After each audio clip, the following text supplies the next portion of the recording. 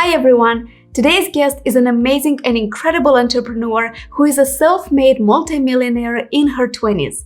She started working a minimum wage job, was getting into a $50,000 debt, and is now a multimillionaire earning a six-figure passive income at only 29 years old. I said to myself that I have to find out more about her. I wanted to know who Arianne Lemire is. I want to know more about her background, her mindset, her attitude, and her journey to success. So here we go. Hi, Arianne. Thank you so much for joining me today. It's a pleasure having you on. Hey, Val. Thanks for having me. I'm excited to talk to you today. Yeah, your story is amazing. What you were able to accomplish in such a short period of time is truly inspiring. But tell us a little bit about you, about your background, and who is Arianne? I was born in the Philippines, moved to New Zealand when I was about 16, and then moved to the US when I married my husband. So that's where I am now. But a little bit about us as far as like the financial freedom world goes. Like I used to work a minimum wage job. My dream was to make minimum wage. And then somehow along the line, we got into $50,000 in debt. So, that doesn't sound all that great. But fast forward to today, we actually have multi six figures in passive income each year. And we're multimillionaires. We own a few different businesses and we own 1,500 rental properties. So that's a little synopsis of where we're at. So you weren't born with a silver spoon in your mouth. You come from modest background. You earned everything that you have today. You and your husband both. This is a team effort, like what you told me, right? So, and you were $50,000 in debt. You both had full-time jobs, right? I think. And at what point did you say, you know what, this is not the life we want? We're going to get financially free. How did that look for you? So in the beginning, we did everything our parents teach us to, right? Like, and to the listeners, you guys are probably thinking the same thing. We were taught to get good grades, get a good job, and that's it. That's what life is, right? Maybe get married, have kids, that's it. So that's what we did. And as I told you earlier, my family lives overseas. So once I got my first real job as a speech language pathologist, and Chris was a software developer, and we started the American dream of our lives. We were in our early 20s, and then it hit us. We realized that, wait, this isn't the life we want. We actually felt really trapped in that life because we were both working demanding jobs, and we couldn't visit our family overseas if we wanted to. So that was the beginning of it. We knew that we needed financial freedom because we just couldn't imagine the thought of having kids one day and they wouldn't be able to know one side of the family because we had to pick where we lived just so we can see them regularly. So that was the beginning of our journey. And we started researching because we needed to find out how we could potentially maybe half retire or something within 5 to 10 years, right? Because we wanted to have kids and do all that. And so we came across real estate investing. And we saw that, hey, if we buy a rental property and we buy enough rental properties, we could have enough passive income that pays for one or both of our salaries. And we then could go to New Zealand and the Philippines and visit family and do all that. So that was the beginning of our journey into real estate investing. We started with $50,000 in debt. Unfortunately, that was all my debt. Chris married into my debt, unfortunately. And we just put together a plan. We said, hey, like, let's do this. We're not gonna spend all this other money that our friends are doing. Like, we're gonna put all of it into paying off our debt and then saving money to invest so that in 5 to 10 years at the time was the plan, then we would be able to have that early retirement and financial freedom. So your plan was 5 to 10 years. How long did it actually take you? So we started in 2014 And it took us until 2018. So that was about 4 or 5 years, depending on when you start the year. So yeah, Okay. it was a lot faster, and the 5 year plan was really just one of us retiring.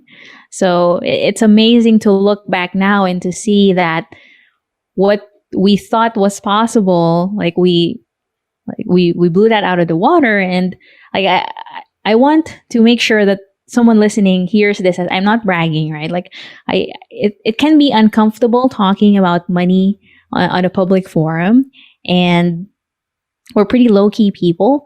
But the reason I share all this stuff isn't so that someone can, see, oh, she's great. Like that. That's not it. It's because I want you to know that this is possible. I didn't know it was possible before. And if you know it's possible, then you know that it's possible for you, right? My parents didn't really come from money. Chris and me didn't come from money. We made a lot of mistakes along the way. But if it's possible for us, starting from $50,000 in debt, it's possible for you. What was your journey like? How did you start? What was the first thing you did when you said, you know what, we're going to work towards getting financial freedom? What did that look like?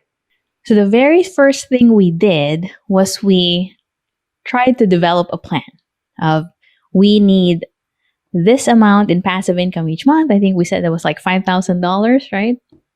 And then we reverse engineered how many rental properties we needed, how much we needed to invest. And from that, we had a plan and a goal. After that, we really focused on paying off our high interest debt, right? Because we knew we could potentially invest before paying that off, but it felt like we were doing it backwards, and there was a lot of weight on our shoulders because we knew that, we could buy a house or something, but there's this looming, I don't know, it just does something to your psychology when we had that debt, that we didn't have the confidence in ourselves that we needed to begin investing. So that was really the first thing we tackled. We just knew, look, however long it takes, we're going to put all of our efforts into this and pay off all this debt. And thankfully, we actually did that within the first year. And we just hunkered down. We put all of the extra money we had into paying it off. And then after a year, we felt a lot lighter because now we knew that, hey, we're starting from zero. Or it sounds bad, but it's actually better than where we're at.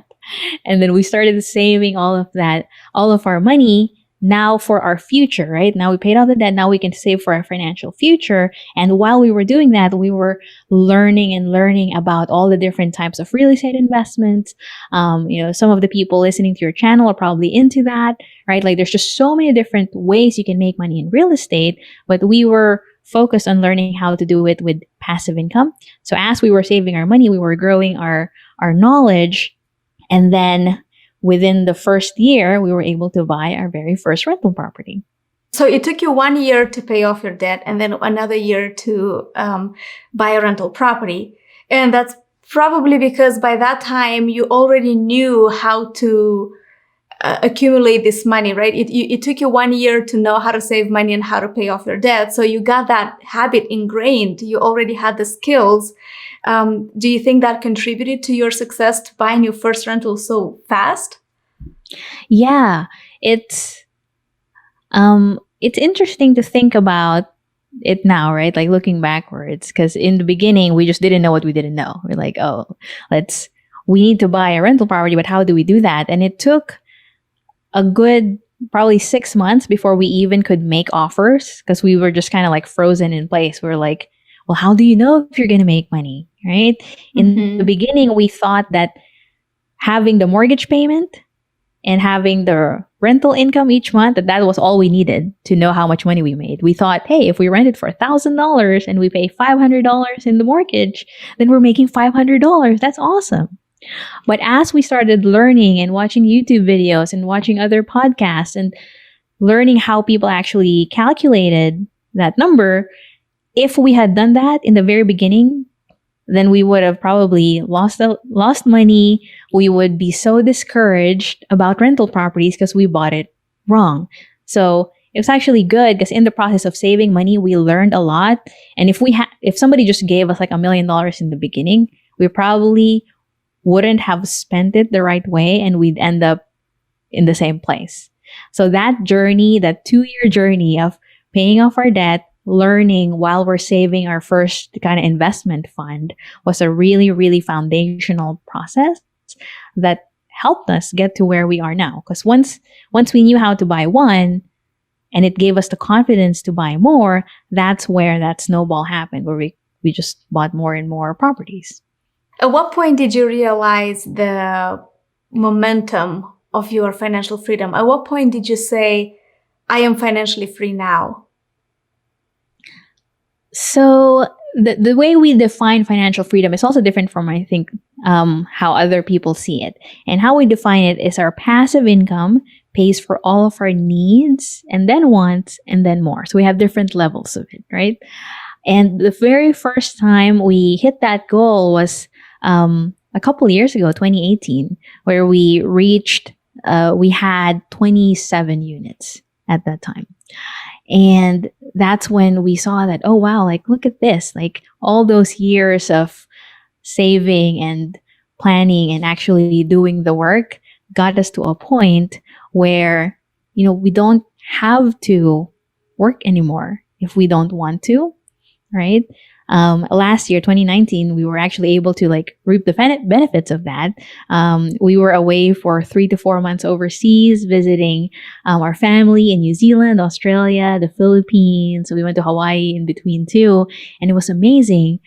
But that couldn't have happened if we didn't spend that first 2 years just learning everything we needed to learn and being diligent in those days, right? Because if you think about those first 2 years, really 2 years we bought one rental property, and then the next 2 we bought 27, right? So it's sometimes it's hard for people to imagine how you're going to get to this point. Maybe someone's listening and they're like, I'm starting the same way you did. Maybe they're starting from scratch or they're starting from debt, and to see how you're going to get to financial freedom, sometimes it's hard for people to connect the dots, right? And the way we did it was just focusing on improvements each day, right?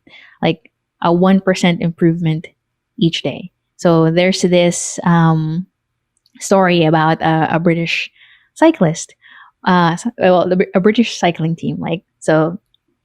Back in the day, the British cycling team was really, really bad.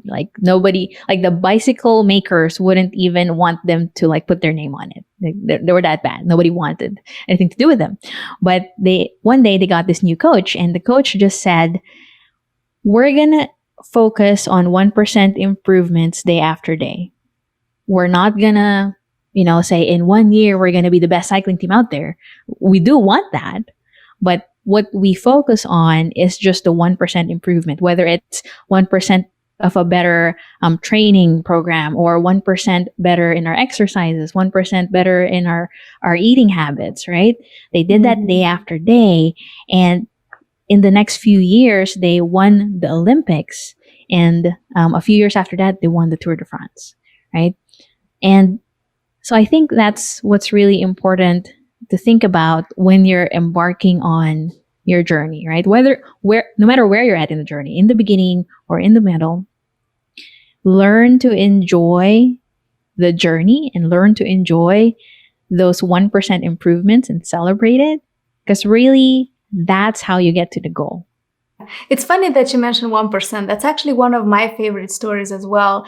I read that in Atomic Habits by James Clear, one of my favorite books by far. It's actually, I highlight in the book stuff that I like. And in this book, I pretty much highlighted everything. And it's well, that kind of defeats the purpose. So, but the idea is that there's so much valuable information there, and I really like it. And this 1% is true. It's it accumulates over time, just like compound interest, right? That's when you start to see the benefits of it. Because if you think about it, it's just 1%. You're not going to see any different. And after a while, you're not going to see any difference. And after a while, you will give up because, oh, that's just not going to do it. But if you're consistent, if you're persistent, that's when you see a huge difference. I actually made 2 videos on this book, and I will leave them in the link below or add them somewhere here so people can see them. But I like what you said because of persistence and this obsession that you had with getting financial freedom. That's what got you there eventually. And a lot of people might say, I have a full-time job. I come home exhausted. I don't have time to listen to podcasts. I have kids. There's so many excuses that we can find why we shouldn't do that, why we don't have time for that. You also had a full-time job, right? How did you do it? How did you find the time to do it? And what should we do with all these excuses and this resistance that comes to our minds?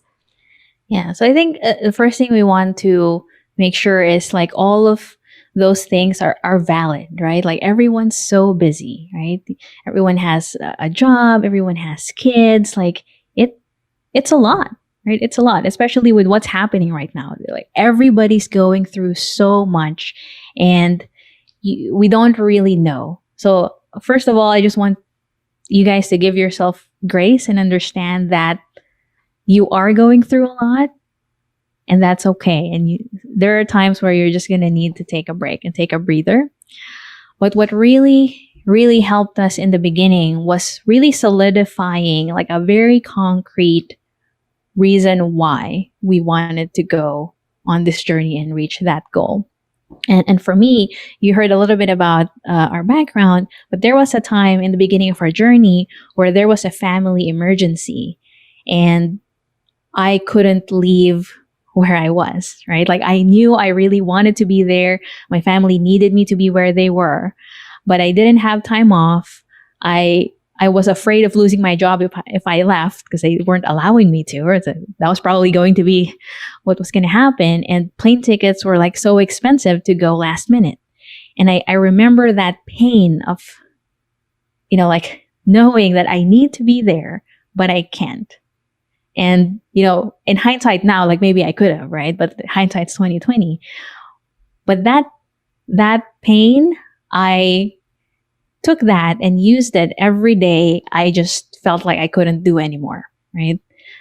Like every day, like I was still working a full-time job as a speech language pathologist. Typically I worked like 10 plus hours a day, like seeing patients. So it was physical too. I was walking to patients, sometimes carrying patients. And then I'd go home and I had to do my paperwork. And like there were days I'm like, man, this is so hard. Like, you mean I have to go home, do my paperwork, and I have to learn all this real estate stuff because I know nothing about it. But I remember that, but this is more important. Like I have to do this because this pain is smaller than the pain of living through that again, of living through knowing that my family needs me, I need to be somewhere, or I need money for something, and I don't have it. I can't be there for them. And I didn't want that to happen again. So it's just like I leverage the pain, right? There's always pain somewhere. Right? It's painful to work after you've already worked a 10-hour shift and you're cleaning the dishes and you're cooking and it's already like 9:00 and you just want to like sit down and watch Netflix, right? And that's okay. And some days you have to do that. But I leverage that pain to keep going and to learn. And the great thing is it paid off, right? Like I have the luxury of telling you that it's worth it because it is. And because we've already gone through the 5-year, 6-year journey of doing all that. But for someone listening right now, they're in the beginning of that journey. I just want to let you know that it is worth it, right? You can get there, and it will take work. It will take days when you just want to rest and instead you're working still. But use that make it an exciting thing, right? Like instead of thinking, I don't want to do this, like imagine the future where you can travel wherever you want to. But you won't have the 10-hour day job anymore, right? In 5 to 10 years after your plan, right? Use that and look forward to that, because that's really what it's for, right? You said something beautiful about pain, that you leverage that and you compare the pain now to the pain later. And I think that's beautiful. It's like I read somewhere, you're always going to suffer through pain, right? Like you said, you either have to endure the pain of discipline so that you don't have pain of regret later on, right? Because the pain of regret is just so much heavier and it dwells on you so much more than just the pain of discipline. And pain of discipline is not only helping you get to the next level, but it's also making you stronger as a person. And it helps you tackle everything that comes your way, right? Because you have that already, you worked on that system of yourself. You're now working on a specific goal. You're working on the system. And I think that there's a lot of value here, a lot of good information here, the leveraging pain the right way. So, but if I were to ask people if they want financial freedom, I'm sure everybody will say they want financial freedom. Everybody says they will want what you just said. They want time freedom. They want financial freedom. They want flexibility in their day. They want to travel. They want to be with their family. But it's only a small percentage of people that actually get there. What do you think is stopping the majority of people? If we all want it, why don't we all have it?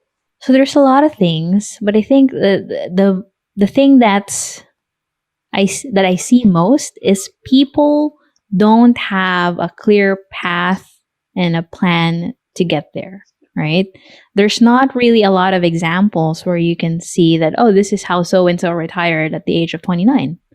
There's not many of those. So people just aren't exposed to it, I think, and people don't know how. So one of the things we talk about a lot is how to actually get there and the difference between different types of retirement plans, right? Most of us are taught to get good grades, get a good job, and then put money in whatever retirement plan it is. And the thing is, most people put money in something that they have to sell, right? So we have a course called Wealth Gym, right? And we talk about how some types of assets are roosters, right? For example, like you save all this money, right? And you want to make an investment. If you invest in a rooster type investment, that's an investment that you have to sell so that you can use the money that you invested in it.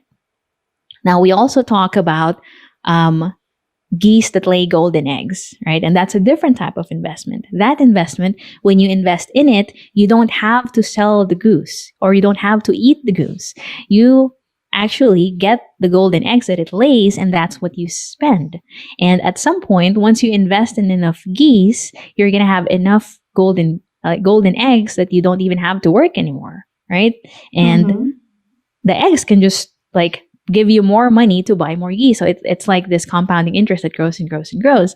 And I think most people don't understand that they can actually invest in geese that lay golden eggs instead of roosters. And they spend all of their time investing in roosters, but then they have to sell them off, right? Once they retire, they have to sell the roosters off and then they're back to square zero.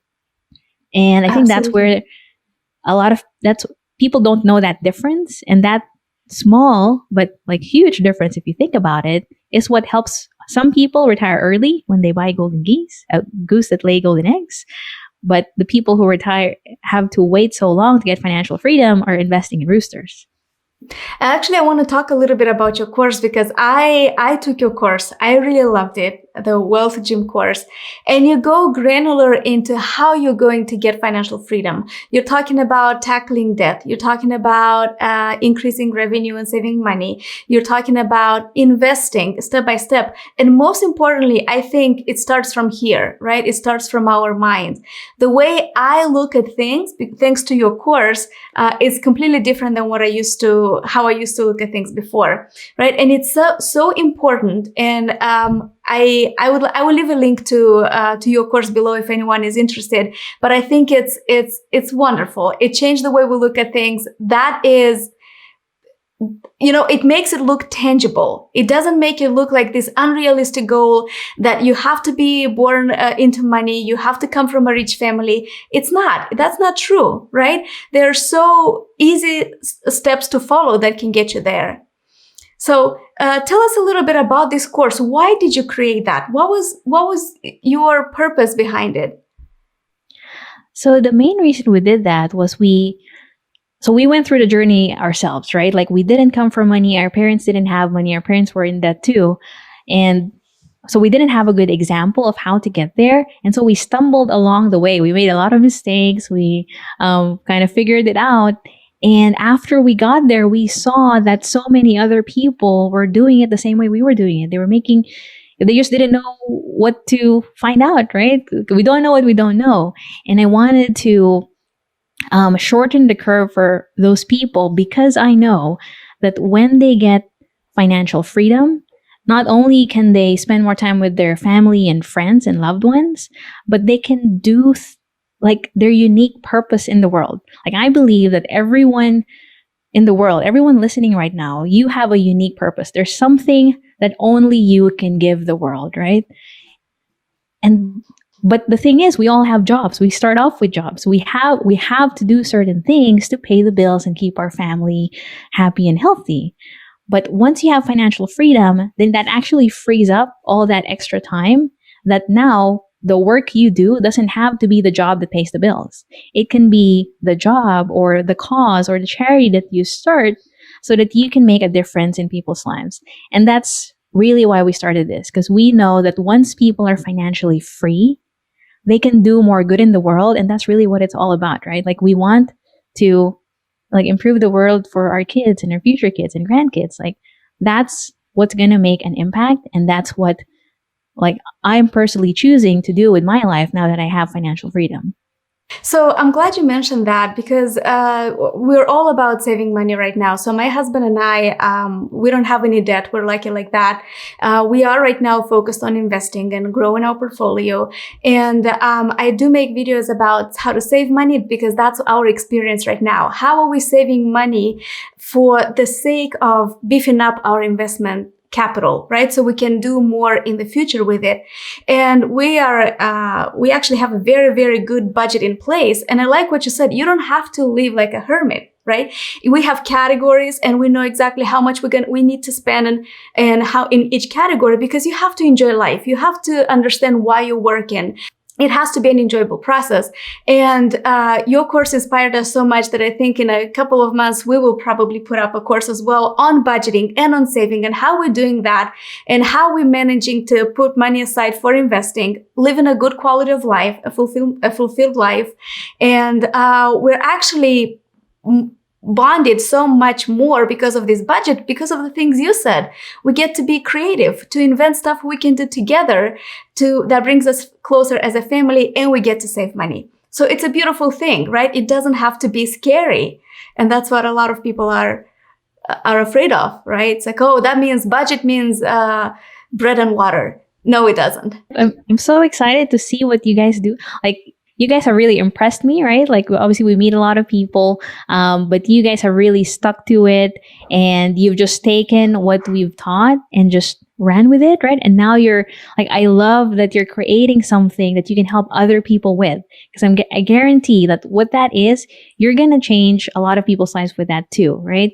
And like budgeting sometimes is like a scary word to a lot of people and it causes anxiety, right? Like sometimes I like calling it like a money plan or a spending plan because it causes anxiety for others. But like you providing that and helping people the way you did it, right? Because you guys did it really well. Like you're not like so financial freedom isn't like living like a hermit and like being not spending any money at all. That's not what it is. It's really choosing what to spend your money on and choosing the things that you love and enjoy and you want to continue that. And then saying no for now, but not forever for the things that, this is nice, but I'm not really going to miss it that much. Financial freedom is more important. Retiring in 5 years or 10 years is more important than spending this money on this thing. I think you guys did that really well. So I'm super excited to see what that course is. Thank you. So you came here to the US, I came here to the US. And when I got here, I saw so many opportunities, especially in the real estate. I'm working right now for a real estate company, and I understood how many opportunities there are in this niche. But a lot of people, especially those who are not from the United States, they may not be aware of the opportunities that there are in real estate. And it's probably because of the laws, the real estate laws. For example, in Moldova, where I'm from, we would not be able to do the things we can do here in the US. And I don't know if it's the same in the Philippines. But what about those who are listening to us who are not in the United States? How can they reach financial freedom? What can they do? How can they invest? And can they invest in the US? What are your thoughts on that? Yeah, so they can invest in the US. I actually have friends and family in New Zealand and the Philippines who invest with us and have been investing with us for the last few years, and they're pretty happy with that. So yes, it's possible. So I recommend that if you know someone or know of someone who is putting together any real estate investments, just message them and say, hey, like I'm from this country, and see how you can facilitate that, because I'm sure they have a lot more information for you. The other thing is like how do you invest in your own country? So I recommend researching whatever investment you're researching. You just want to know like the actual business plan and what the real income is and what the real expenses are, right? So earlier, I think we talked about us when we first started investing in real estate. We thought that the formula was what's the monthly rent minus the mortgage payments, and that's our cash flow, right? And if we had done that, we would have lost money and we would have said this financial freedom thing isn't good. But it's only because we didn't do our research and we didn't actually know all the expenses involved. So whatever it is that you're researching, right? Like some people want to invest in real estate, or some people want to invest in like this business or something. Like just know what the actual business plan is, and don't settle for just the high level numbers, because sometimes things get lost and you might not actually get what you're investing in. So that's just make sure you do your research. Yeah, is that. Another thing some of my friends are doing is they're renting out long-term rentals in the Philippines, right? Let's say a condo, and from the landlord, right? So they get a 12-month lease and they pay $1,000 a month, whatever it is.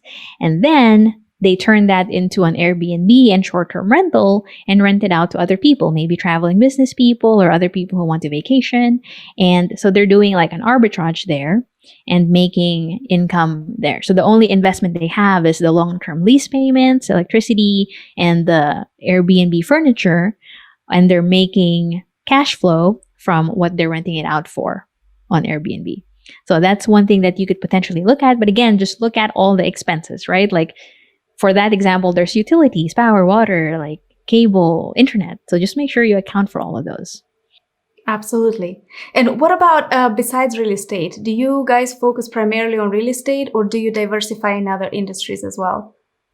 So we mainly invest in real estate, and mainly it's because when we know real estate, right? So I highly recommend understanding everything you're investing in, right? And it's because of that, the golden goose and rooster idea. Like we always want to invest in geese that lay golden eggs, because we know that no matter what happens to the market, right? And right now there's a lot of uncertainty in the world, in all markets, I'm sure. But when we buy real estate investments, because we're mainly buying it for the cash flow or the eggs that the geese lays, we don't need to worry if the value of the house or the geese goes up and down, right? So that's why we really love real estate, and we diversify within real estate by investing in different asset classes. So you can invest in single family homes, or you can invest in multifamily apartment buildings. You can invest in different areas in the US and in the world. So that's mainly what we've invested in.